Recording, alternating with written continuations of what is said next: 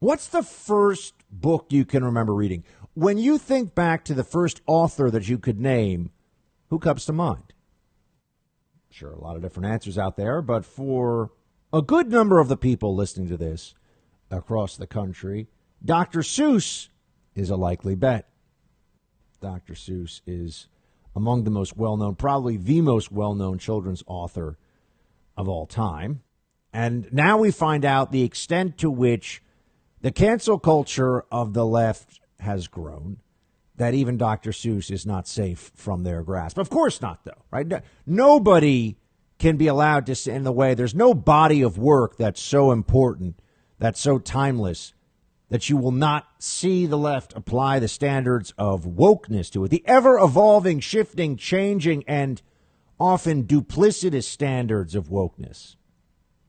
The 6 Dr. Seuss books that will no longer be published today, according to various news sources, because of racist and insensitive imagery. This is from Dr. Seuss Enterprises. So the company that owns it no longer wants to have to deal with the possibility here of getting boycotted or anything else. So they think that they have beaten the left. They've beaten the wokeness to the punch, although I'm sure they were already receiving a lot of pressure and there's criticism.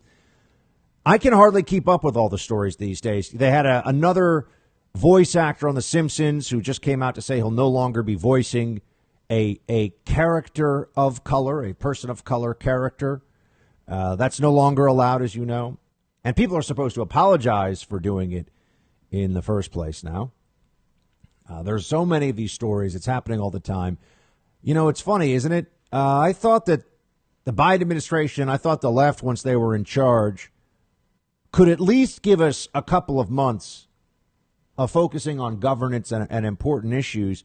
But no, you see what they do. You see that when you believe the things that the left believes, you take action on it, even when it's counterproductive, even when it's absurd, and when it goes against core values of this country. Free speech and freedom of expression are core values enshrined in the First Amendment of the Constitution. These aren't trivialities. These aren't small things. And never before in my lifetime has free speech and freedom overall been under such sustained assault from people who have adopted an ideology of sanctimoniousness and oppression simultaneously. They think they're the good guys, and you, if you don't agree with them, are the bad guys.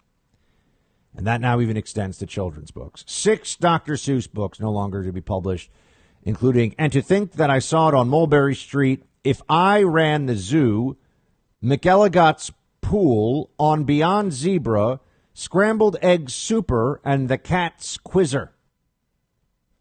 And this comes right after, one day after, Joe Biden omitted Dr. Seuss from Read Across America Day, which is usually held on the author's birthday on March 2nd.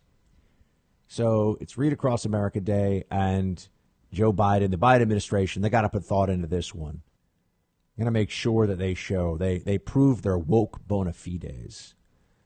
These people are, you could say, cultural Marxists. You could say they are neo-commies. There's all kinds of descriptions, but ultimately it comes from a mindset overwhelmed with the propaganda of victimology. Here we are in America. People are so incredibly fortunate to even be here. This is such an amazing place. And I know a lot of time on this show is spent criticizing what's going wrong and what people in power are doing wrong. That's because it's a political talk show. But I'm also here to tell you that America is amazing. This is the greatest country that has ever existed, and it's worth fighting for because of all those things. And that you should enjoy it as you can. Enjoy your life. Spend time with your loved ones. Get the most out of this place that you can and feel blessed in that process. Even though there are people that are trying to take some of those blessings away from you. I'm aware of that. And that's what we talk about here. But the left takes a very different approach, one of constant victimization, a belief that there is oppression that is omnipresent in our society. It is absolutely everywhere. And that means the only way to deal with it is for government power and cultural power to combine to suppress wrongthink, to suppress ideas that are disfavored by the ruling class, by the elites at any given point in time. And here you have Dr. Seuss, the latest with this. But I have to tell you, what you're seeing now with Amazon banning books, including academic works on things like transgenderism, or people that have spent years researching issues and want to present an argument, not allowed. Amazon now says that they will block the sale of books that they find offensive or insensitive. If you can't have culture, if you can't have books, movies, television shows that can be construed by someone somewhere as offensive, you've essentially created the eradication of culture. In fact, the only culture that you'll be left with is one that defines the dominant group as the constant enemy, right? One that picks one group that it's always open season on attacking, and everyone else has this constant protection that they can invoke of, well, I'm part of the oppressed class. And this is what the left does. Isn't it fascinating how many people live in extreme wealth, live in unbelievable splendor in America, and are some of the loudest voices for how hard and oppressive and bad this place is? It's stunning, whether you're talking about Hollywood actors and celebrities, professional athletes. They enjoy looking down on America while they benefit in ways that previous generations of humanity around the globe would have thought were incomprehensible levels of freedom and wealth and opportunity. But I suppose everything is relative. There's a concept called hedonistic adaptation, and it has to do with once you get used to something feeling good, once you have had enough of, say, living in a mansion, you want three. Once you've been flying first class, you want to fly private, right? Whatever benefits, whatever joys that you can find in things, in actual possessions or in goods and services that you can buy, you get used to it and you want more. And you see this with the elites and the wealthy in America all the time. It's never enough. And so they eventually reach a point where the only real thing that matters to them is the approval and the admiration of their peers. Essentially, ego is all that's left. The only thing that is truly unfillable is ego and the adoration of the crowd. And you see this with some very, very wealthy people. Someone like Bill Gates, for example. I mean, he finds an existential necessity, not for the planet, for himself, in pushing this climate change nonsense. Because when you've been close to or the richest man in the world for the last 30 years, another house, another jet, fanciest food in the world, you can only wear one suit at a time. You can only eat one meal at a time.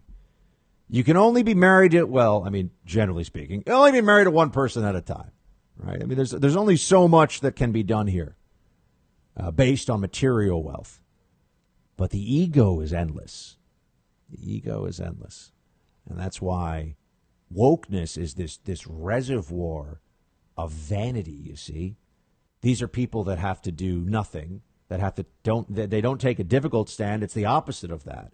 They cover themselves in cheaply won glory by throwing under the bus writers, authors, creators, leaders, heroes, warriors, you name it, of the past. Throw it all under the bus, as though they're better than them because they now have a new understanding of what's important and what's right in society. You should also remember that they're not seeking to replace this with anything that is worthwhile. That's another problem. The art that is created in communist regimes is always the most brutish, boring propaganda. There's a reason for that. Because for the mind to be truly free, there has to be the opportunity to test boundaries. There has to be the possibility of uncomfortable ideas, of uncomfortable truths even expressed in society. I often tell people with the work that I do, the truth is perhaps a ironclad defense against defamation, but the truth does not always work in your favor when you say it, people often don't want to hear the truth. The truth can be an ugly thing, a difficult thing. In fact, a huge part of what the Democrat Party does in America today is convince people who feel like they are disenfranchised or they're left out that they have no agency in any of this, that it's not their fault, you see. They haven't made any bad decisions. They're not putting short-term over long-term. There's no individual or personal discipline involved in where you are or how your life is going. It's the other. They're oppressing you. And maybe if we start banning more books, then things will even out. This is, of course, preposterous. Doesn't work that way. But you have those who won't take responsibility for themselves, adhering to this, loving the hearing of this message. And then you have those who have done incredibly well, unbelievably well, live in luxury and circumstances that kings of previous eras would have found unthinkable. And what do? They pretend to be obsessed with the plight of those who have less, out of both a sense of guilt and a burning desire for superiority. For those who don't hold the same beliefs, right? I am better than. This is the virtue signaling idea. I am better than those other people because I care so much about those who have less. I don't do anything for them, of course. I don't help them. I don't speak honestly or truthfully to them. I pander, but it makes me look good because the ego is endless. And people that could have never in a million years come up with something as timeless and creative as the books of Dr. Seuss now find a way to make themselves feel tall and strong and brave by comparison, when they're actually none of those things. And they're tearing down the free culture that was the reason for all the prosperity and all the benefits that we've had in this country. Hey, Team Buck, thank you so much for watching The First on YouTube. If you like this video, please click that little thumbs up button so then it will log as liked. And also, if you want to see more great content from The First, please click subscribe.